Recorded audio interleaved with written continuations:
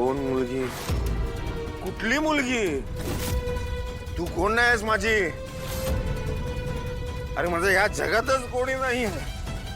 सगळे गेले मला सोडून. तू पण जाशील एक दिवस मला सोडून. काय म्हणलासा तुम्ही? मी कुणीच नाही तुमची? आजपर्यंत मी तुमच्यासाठी काहीच केलं नाही का? मला माहिती आहे. आईसाठी तुलाच मी या घरात घेऊन आलो. तू माझी खूप मदत केलीस. पण आता बस. सोडा मला एकट्याला. आईला पण जाऊन तू सांग जे काय खरं कराय ते, की तू तिची मोठी ना नाही आहेस म्हणून. आणि या भानगडीतून मोकळी हो आणि मला पण मोकळं कर.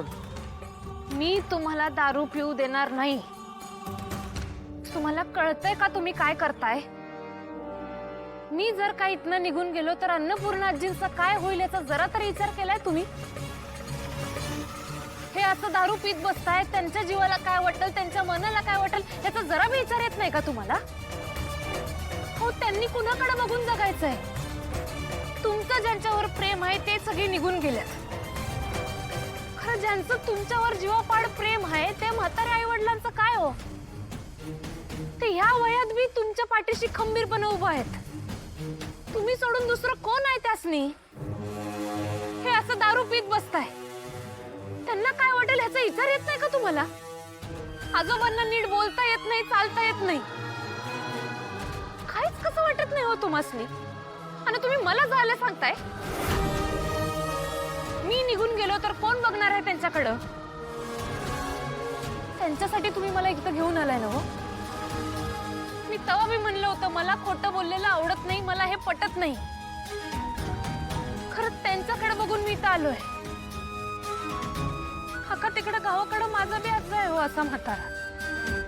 इथं मुंबईत आल्यापासून त्यांच्याकडे बघितलेलं नाही, त्यांचा आवाज ऐकलेला नाही. फक्त तुमच्या शब्दा खातीर तुमच्या आई वडिलांचा नाच झालो मी. माझी आई बी तिकडे गावाकडे एकटी आहे. तिच्या संग तर माझा बाबी नाही हो. तिनं काय करायचंय?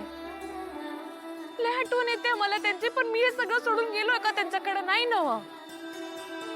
खरं मला लय शिकायचंय, मोठं व्हायचंय, गावाकडे जाऊन शाळा कॉलेज बांधायचे.